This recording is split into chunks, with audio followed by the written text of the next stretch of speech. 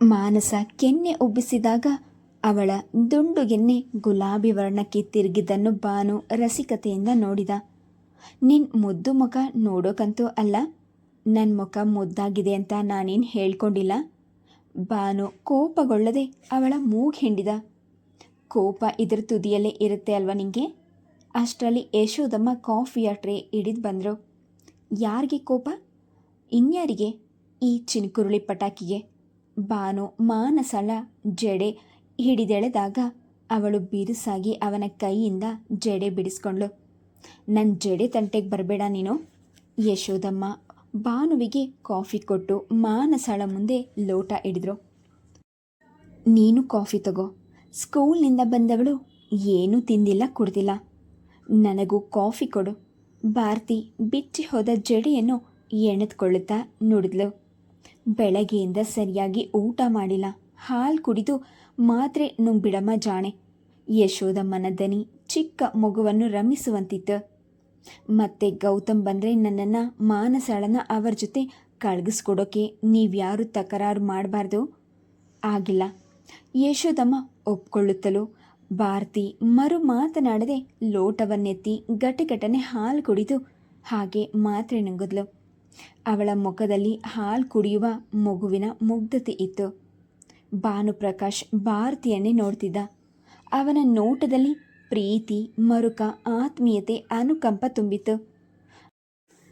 ಅವನು ತನ್ನ ತಾಯಿಯ ವರ್ತನೆಯ ಬಗ್ಗೆ ಯಾವ ಪ್ರಶ್ನೆಯನ್ನು ಕೆದಕಿ ಕೇಳುವುದಿಲ್ಲ ಎಂಬ ಭರವಸೆ ಮಾನಸಾಳಿಗಿತ್ತು. ಅವನೆಂದು ಅವಳ ಮನಸ್ಸನ್ನು ಕೆಡುಕುವಂತೆ ಮಾತಿನಿಂದ ನೋಯಿಸ್ತಾ ಇರಲಿಲ್ಲ. ಬದಲಾಗಿ ಅವಹೇಳನದಿಂದ ಬೆಂದ ಅವಳ ಮನಸ್ಸಿಗೆ ಸ್ನೇಹ, ಉತ್ತೇಜನದ ತಿಳಿ ನೀರಿನ ಸಿಂಚನ ಮಾಡ್ತಿದ್ದ. ಚಿಕ್ಕಂದಿನಿಂದಲೂ ಅವನು ಅವಳ ಸತತ ಒಡನಾಡಿಯಾಗಿದ್ದ.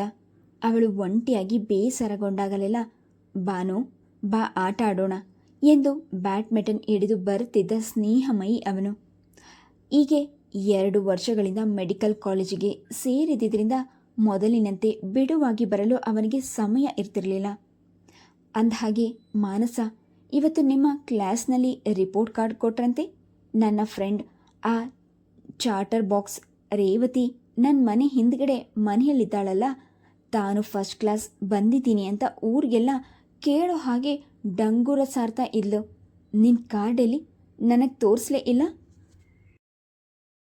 ಭಾನು ಕೇಳಿದಾಗ ಮಾನಸಾಳು ಏನೋ ಮಾತನಾಡದೆ ಮಹಡಿ ಮೇಲಿದ್ದ ತನ್ನ ಬ್ಯಾಗಿನಿಂದ ರಿಪೋರ್ಟ್ ಕಾರ್ಡ್ ತೆಗೆದುಕೊಂಡು ಬಂದು ಅವನ ಮುಂದೆ ನೀಡಿದಾಗ ಅವನು ಸಣ್ಣಗೆ ಸಿಳ್ಳೆ ಹಾಕಿ ಉದ್ಗಾರ ತೆಗೆದ.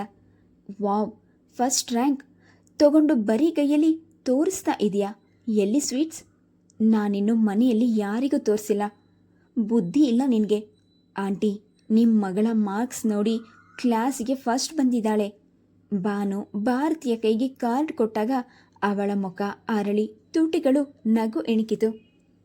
ಅಯ್ಯೋ ನನ್ನ ಚಿನ್ನು ಮರಿ ಎಂದು ಮಗಳನ್ನು ಬರಸೆಳೆದು ಅಪ್ಕೊಂಡ್ಳು. ಅಮ್ಮ ನೋಡು ಬಾ, ನಮ್ಮ ಮನು ಕ್ಲಾಸ್ಗೆ ರ್ಯಾಂಕ್ ಬಂದಿದ್ದಾಳೆ.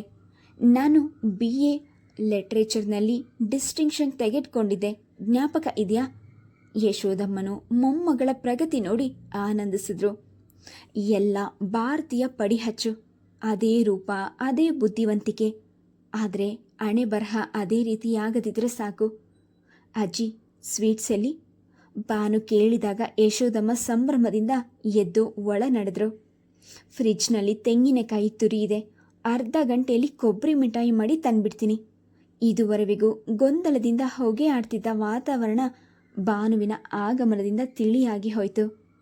ರಾಯರು ಮಾರ್ಕೆಟ್ನಿಂದ ಬರುವ ಹೊತ್ತಿಗೆ ಭಾರತಿ ಸೀರೆ ಬದಲಾಯಿಸಿ ಅಲಂಕಾರವೆಲ್ಲ ತೆಗೆದು ನೈಟಿ ಧರಿಸಿ ಟಿವಿಯಲ್ಲಿ ಯಾವುದೋ ಧಾರಾವಾಹಿಯನ್ನು ಆಸಕ್ತಿಯಿಂದ ವೀಕ್ಷಿಸುತ್ತಿದ್ಲು. ಅವಳ ಮುಖದಲ್ಲಿ ಪ್ರಸನ್ನತೆ ಮೂಡಿರೋದನ್ನು ಕಂಡು ರಾಯರಿಗೂ ಸಮಾಧಾನವಾಯಿತು. ಸದ್ಯ ಸಮಯಕ್ಕೆ ಸರಿಯಾಗಿ ಭಾನುಪ್ರಕಾಶ್ ಬಂದಿದ್ದರಿಂದ ತಾಯಿ ಮಗಳಿಬ್ಬರು ಗೆಲುವಾದರು. ನೀವು ಸುಮ್ಮನೆ ಭಾರತಿ ಹತ್ರ ಯಾಕ್ರಿ ರೇಗ್ತೀರಿ? ಅವಳ ಪರಿಸ್ಥಿತಿ ನಿಮಗೆ ಗೊತ್ತಿಲ್ವಾ? ತರಕಾರಿಗಳನ್ನು ಫ್ರಿಜ್ನಲ್ಲಿ ಎತ್ತಿಡುತ್ತಾ ಯಶೋದಮ್ಮ ಮೆಲುಧ್ವನಿಯಲ್ಲಿ ನುಡಿದಾಗ ರಾಯರು ಅಸಹಾಯಕತೆಯಿಂದ ಹಣೆ ಸವರಿಸ್ಕೊಂಡ್ರು. ಏನು ಮಾಡಲೆ, ನನಗೂ ವಯಸ್ಸಾಗಿಲ್ವಾ? ಎಷ್ಟು ಅಂತ ತಾಳ್ಮೆ ವಹಿಸಲಿ? ತಿಕ್ಕಲಾಗೆ ತಿರುಗಾಡಿದಾಗಲೆಲ್ಲ ಅವಳ ತಲೆಗೆ ಬರೋದೇ ಆ ಗೌತಮನ ವಿಷಯ. ನಾವು ಅವಳನ್ನು ಅವನ ಮನೆ ಬಾಗಿಲಿಗೆ ಕಳಿಸೋಕ್ಕಾಗತ್ತಾ? ಅವನೇನೋ ತಿಂಗಳಿಗೆ ಹಣ ಕಳಿಸಿ ತನ್ನ ಜವಾಬ್ದಾರಿ ತೀರಿಸ್ಕೊಂಡ್ಬಿಡ್ತಾನೆ. ನಾವು ತಾನೇ ಇಲ್ಲಿ ಅವಳ ಜೊತೆ ಹೆಣಗೋದು? ಏನೋ ನಾವು ಮಾಡಿದ ಪಾಪ ಕರ್ಮ ಯಾವ ಜನ್ಮದ್ದೋ ಈಗ ಹೀಗೆ ಕಾಡಿಸ್ತಾ ಇದೆ. ಯಶೋದಮ್ಮ ನಿಟ್ಟುಸಿರುಬಿಟ್ರು. ನೀವು ಸಂಧ್ಯಾ ವಂದನೆ ಮಾಡಿ ಊಟಕ್ಕೆ ಕೂತ್ಕೊಳ್ಳಿ. ಭಾರತಿ ಮಾನಸಾಳನ್ನು ಕರಿತೀನಿ. ಊಟ ಮಾಡುವಾಗ ಭಾರತಿ ತಾನು ನೋಡಿದ ಸೀರಿಯಲ್ ಬಗ್ಗೆ ನಿರ್ಗಳವಾಗಿ ವಿಮರ್ಶಿಸುತ್ತಿದ್ಲು. ಅಪ್ಪ, ಹೊಸ ಧಾರಾವಾಹಿ ತುಂಬ ಚೆನ್ನಾಗಿದೆ. ಅದರಲ್ಲಿ ನಾಯಕಿಯ ಗಂಡ ಅವಳನ್ನು ಬಿಟ್ಟು ಬೇರೆ ಹೆಂಗಸಿನ ಹಿಂದೆ ಹೊರಟೋಗ್ತಾನೆ. ಪಾಪ ಅವಳು ಗಂಡನಿಗಾಗಿ ಎಷ್ಟು ಹಂಬಲಿಸ್ತಾಳೆ ಗೊತ್ತಾ? ಅವಳ ದುಃಖ ಕಂಡು ನನಗೆ ಕಣ್ಣಲ್ಲಿ ನೀರು ಬಂದ್ಬಿಡ್ತು. ಹೆಂಡತಿ ಎಷ್ಟು ಸಂಕಟ ಪಡ್ತಾಳೆ ಅಂತ ಆ ಗಂಡನಿಗೆ ಗೊತ್ತಾಗ್ಬಿಡ್ವಾ? ರಾಯರು ತಲೆ ಎತ್ತಿ ಸೂರ್ಯನತ್ತ ನೋಡುತ್ತಾ ಶ್ರೀರಾಮಚಂದ್ರ ಎಂದು ದೇವರ ಹೆಸರು ಧ್ಯಾನಿಸಿ ಅನ್ನಕ್ಕೆ ಕೈ ಹಾಕಿದಾಗ ಭಾರತಿ ನೀರಿನ ಲೋಟವನ್ನು ಕುಕ್ಕುದ್ಲು. ಅವನೇನು ಮಾಡಿದ ಮೊಣ್ಣಾನ್ಗಟ್ಟಿ? ಹೆಂಡತಿನ ಕಾಡ್ಗಟ್ಟಿ ತಾನು ಅರಮನೆಯಲ್ಲಿ ಹಾಯಾಗಿರುವಲ್ವ? ಮಹಾರಾಣಿಯ ಹಾಗೆ ಆ ಸೀತಾಮಾತೆ ವಾಲ್ಮೀಕಿ ಆಶ್ರಮದಲ್ಲಿ ಮಕ್ಕಳನ್ನು ಹೆರಬೇಕಾಯ್ತಲ್ಲ. ಶ್ರೀರಾಮಚಂದ್ರ ಅವತಾರ ಪುರುಷ, ಹಾಗೆಲ್ಲ ಭಗವಂತನ ವಿಷಯದಲ್ಲಿ ಮಾತನಾಡಬಾರ್ದಮ್ಮ. ಯಶೋದಮ್ಮ ನಯವಾಗಿ ಹೇಳಿದಾಗ ಭಾರತಿ ಅವರನ್ನೇ ದೂರ ದೂರ ನೋಡಿದ್ಲು. ಗೌತಮ್ ಸಾಕ್ಷಾತ್ ಶ್ರೀರಾಮಚಂದ್ರ ಅಂತ ನೀನು ಅಪ್ಪನೇ ಹೊಗಳ್ತಿರ್ತಿರಲ್ವ? ಯಶೋದಮ್ಮ ರಾಯರು ಅರ್ಥಗರ್ಭಿತವಾಗಿ ದೃಷ್ಟಿ ವಿನಿಮಯ ಮಾಡಿಕೊಂಡ್ರು. ಆ ಮಾತು ಹಾಗಿರಲಿ, ಈಗ ಊಟ ಮಾಡು. ಭಾರತಿ 4-5 ತುತ್ತು ತಿಂದು ಶಾಸ್ತ್ರ ಮಾಡಿ ಯಶೋದಮ್ಮ ಒತ್ತಾಯ ಮಾಡಿದ್ರು ಸಾಕು ಎಂದು ಎದ್ಬಿಟ್ಲು.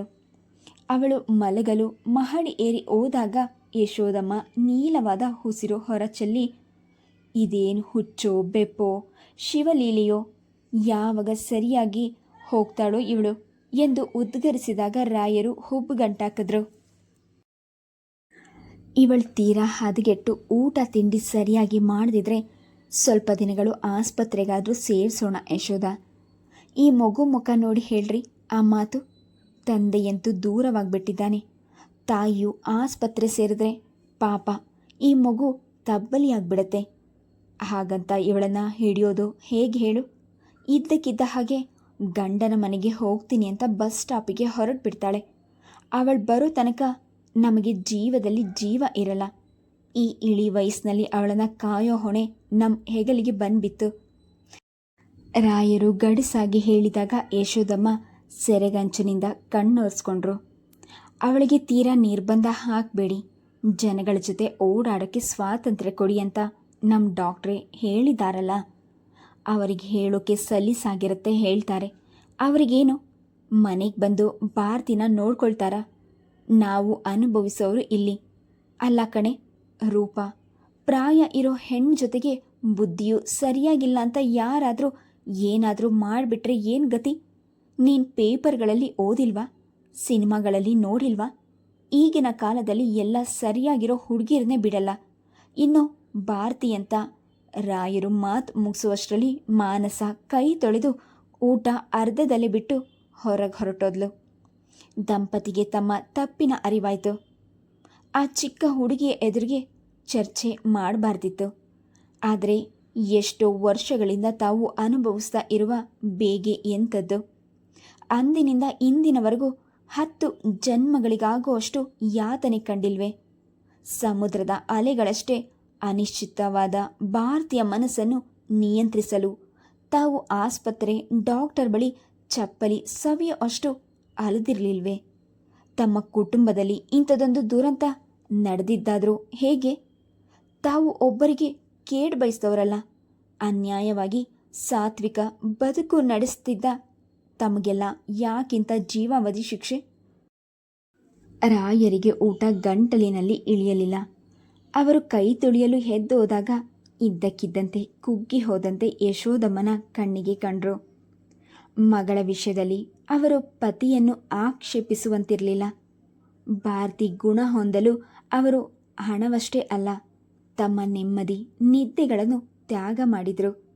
ಭಾರತಿ ಎಷ್ಟೇ ಆಗಲಿ ತಾವು ಹೆತ್ತ ಮಗಳು. ಹೊಟ್ಟೆಯಲ್ಲಿರುವಾಗ ಮಗು ಕಾಲಿನಿಂದ ಹೊದೆಯುವಷ್ಟೇ ಸಹಜವಾಗಿ ತಾವು ಅವಳ ಅತಿರೇಕ ವರ್ತನೆಗಳನ್ನು ಸಹಿಸುತ್ತಿದ್ದರು. ಅವಳ ದೆಸೆಯಿಂದ ಮನೆಯ ಕೆಲಸದವರು ಸಿಗೋದು ಪ್ರಯಾಸದ ಕೆಲಸವಾಗಿತ್ತು. ಆ ಯಮ್ಮಂಗೆ ತಲೆ ನೆಟ್ಟಿಗಿಲ್ವಂತೆ. ಯಾವ ಧೈರ್ಯದ ಮೇಲೆ ನಿಮ್ಮನೆಗೆ ಕೆಲಸ ಮಾಡೋಕ್ಕಾಯ್ತದವ? ನಮಗೇನು ಜೀವದ ಮೇಲೆ ಆಸೆ ಇರಕ್ಕಿಲ್ವಾ? ನೀವು ಎಷ್ಟೇ ಸಂಬಳ ಕೊಟ್ಟರೂ ನಾನು ಬರೋಕ್ಕಿಲ್ಲ ಎಂದು ಭಾರತೀಯ ವಿಷಯದಲ್ಲಿ ಹೆದರಿ ಜಾರುಕೊಳ್ಳುವವರು ಕೆಲವರಾದರೆ, ಒಂದಿಬ್ಬರು ಭಾರತೀಯ ಮಾತುಕತೆ ಚಟುವಟಿಕೆಗಳನ್ನು ಪರಿಶೀಲಿಸಿ ಅವಳ ಚಲನವಲನಗಳನ್ನು ಇತರರಿಗೆ ಬಣ್ಣಿಸಿ ಹೇಳಿ ಮನೋರಂಜನೆ ಒದಗಿಸುವ ಸಲುವಾಗಿ ಕೆಲಸಕ್ಕೆ ಬರ್ತಿದ್ರು. ಕೊನೆಗೆ ಯಶೋದಮ್ಮ ಯಾರನ್ನು ಸೇರಿಸದೆ ಮನೆ ಕೆಲಸ ತಾವೇ ಮಾಡ್ಕೊಳ್ತಿದ್ರು. ಆದರೆ ಭಾರತಿ ಇತರರಿಗೆ ನೀಡುವ ತೊಂದರೆಗಳನ್ನು ತಪ್ಪಿಸಲು ಎಷ್ಟೇ ಪ್ರಯತ್ನಿಸಿದರೂ ಅವರು ಆಸಕ್ತರಾಗಿದ್ದರು. ಅವರ ಮನೆಯ ರಸ್ತೆಯಲ್ಲಿದ್ದ ಅಕೌಂಟ್ಸ್ ಆಫೀಸ್ನಲ್ಲಿ ಕೆಲಸ ಮಾಡ್ತಿದ್ದ ಸತೀಶ್ ಬಹುತೇಕ ಗೌತಮನ ವಾರ್ಗೆಯವನೇ. ಅವನು ಆಗಾಗ ಗೌತಮನ ಆಫೀಸಿಗೆ ಆಡಿಟ್ ಮಾಡಲು ಹೋಗ್ತಿದ್ದ ವಿಷಯ ಭಾರತಿಗೆ ತಿಳಿದಿತ್ತು. ಅವಳು ಎಷ್ಟೋ ಬಾರಿ ಆ ಕಾಲದಲ್ಲಿ ಅವನ ಮನೆಗೆ ನುಗ್ಗಿ, ಗೌತಮ್ನ ಭೇಟಿ ಮಾಡಿದ್ದೀರಾ? ಏನು ಹೇಳಿದ್ರು? ನನ್ನನ್ನು ಕೇಳಲಿಲ್ವಾ? ನನ್ನನ್ನು ನೋಡೋಕ್ಕೆ ಯಾವಾಗ ಬರ್ತಾರಂತೆ ಎಂದು ಪ್ರಶ್ನೆಗಳ ಬಾಣದಿಂದ ಆಕ್ರಮಣ ಮಾಡ್ತಿದ್ಲು. ಭಾರತೀಯ ಮನಸ್ಥಿತಿ ಅರಿತಿದ್ದ ಸತೀಶ್ ತಾಳ್ಮೆ ವಹಿಸಿ, ಗೌತಮ್ ನನಗೆ ಸಿಗಲಿಲ್ಲ, ಭೇಟಿಯಾದಾಗ ಖಂಡಿತ ತಿಳಿಸ್ತೀನಿ ಎಂದು ಉತ್ತರಿಸ್ತಿದ್ದ. ಭಾರತಿ ಹೊತ್ತು ಗೊತ್ತಿನ ಪರಿವೆ ಇಲ್ಲದೆ ತಮ್ಮ ಮನೆಗೆ ದಾಳಿ ಮಾಡೋದು ಸತೀಶನ ಹೆಂಡತಿ ನಂದಿನಿಗೆ ಅಸಹನೀಯವೆನಿಸಿತು. ಆದರೆ ಭಾರತಿಗೆ ನೇರವಾಗಿ ಮನೆಗೆ ಬರಬೇಡ ಎಂದು ಹೇಳಲು ಹಿಂಜರಿಕೆ. ಹೇಳಿ ಕೇಳಿ ಬುದ್ಧಿ ಸ್ಥಿಮಿತದಲ್ಲಿ ಇಲ್ಲದವಳು ರೇಗಿ ತನಗೆ ತಿರುಗಿಸಿ 4 ಬಾರಿಸ್ಬಿಟ್ರೆ ಎಂಬ ಭಯದಿಂದ ಭಾರತಿ ಹೋಗುವವರೆಗೂ ಹಲ್ಮುಡಿ ಕಚ್ಚಿ ಮೌನವಾಗಿರ್ತಿದ್ಲು. ಪಾಪ, ಯಾವ ಗ್ರಹಚಾರ ಈಕೆನ ಹೀಗೆ ಕಾಡಿಸ್ತಾ ಇದೆಯೋ ಎಂದು ಸತೀಶ್ ಅವಳ ಬಗ್ಗೆ ಅನುತಾಪ ತೋರಿಸ್ತಿದ್ದ. ಹೌದ್ರಿ, ಮೊನ್ನೆ ಆ ಸುಶೀಲಮ್ಮನ ಮನೆಯಲ್ಲಿ ಸತ್ಯನಾರಾಯಣ ಪೂಜೆ ಮಾಡಿಸ್ತಾ ಇದ್ರು. ಇವಳು ಹೋಗಿ ಗಲಾಟೆ ಮಾಡಿದ್ಲಂತೆ. ಅವತ್ತು ಶಾಮಣ್ಣನವರ ಮನೆಯಲ್ಲಿ ಅವರ ತಾಯಿ ವೈದಿಕ ನಡೀತಿತ್ತು. ಆ ಮಹಾತಾಯಿ ಹೋಗಿದ್ದೆ ಬ್ರಾಹ್ಮಣ ಮುತ್ತೈದೆ ಜೊತೆ. ತಾನು ಲಕ್ಷಣವಾಗಿ ಊಟಕ್ಕೆ ಕೂತ್ಬಿಟ್ಲಂತೆ. ಏನು ಮಾಡಿದ್ರೂ ಊಟ ಮುಗಿಸೋವರೆಗೂ ಎದ್ದು ಹೋಗಲೇ ಇಲ್ವಂತೆ. ಥೂ, ಅವಳ ಕಾಟ ಇತ್ತೀಚೆಗೆ ಈ ಬೀದಿಯಲ್ಲಿ ಜಾಸ್ತಿಯಾಗಿ ಹೋಯಿತು. ನಂದಿನಿ ಸಿಡಿಮಿಡಿಗೊಂಡ್ಳು. ಚೇಚೆ, ಅವಳು ಮೊದಲಿನಿಂದಲೂ ಹಾಗೆಲ್ಲ ಇರಲಿಲ್ಲ ನಂದಿನಿ. ನೋಡೋಕೆ ದಂತದ ಗೊಂಬೆ ಆಗಿದ್ಲು. BA ಫಸ್ಟ್ ಕ್ಲಾಸ್ನಲ್ಲಿ ಪಾಸ್ ಆಗಿದ್ದು. ನಮ್ಮ ಮನೆಯಲ್ಲಿ ಹಬ್ಬ ಹರಿದಿನ ಇದ್ದರೆ ಇವಳು ಪೂಜೆಗೆ ಬಂದಾಗ ಎಷ್ಟು ಚೆನ್ನಾಗಿ ದೇವರ ನಾಮ ಹಾಡ್ತಾಳೆ ಗೊತ್ತಾ?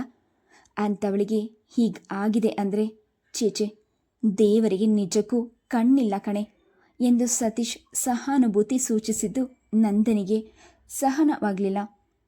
ಒಮ್ಮೆ ಯಶೋದಮ್ಮನನ್ನು ಅಂಗಡಿಯಲ್ಲಿ ನೋಡಿದಾಗ ನಂದಿನಿ ಎಲ್ಲರೆದುರಿಗೆ ಜೋರಾಗಿ, ನಿಮ್ಮ ಮಗಳಿಗೆ ಬುದ್ಧಿ ಹೇಳಿ ಮನೆಯೊಳಗೆ ಕೂರಿಸ್ಕೊಳ್ಳಿ. ನಮ್ಮ ಯಜಮಾನ್ರು ಮುಂಬಾಗಿಲು ದಾಟೋಕ್ಕಿಲ್ಲ, ಓಡ್ ಬಂದು ಅಡ್ಡ ಹಾಕ್ತಾಳೆ.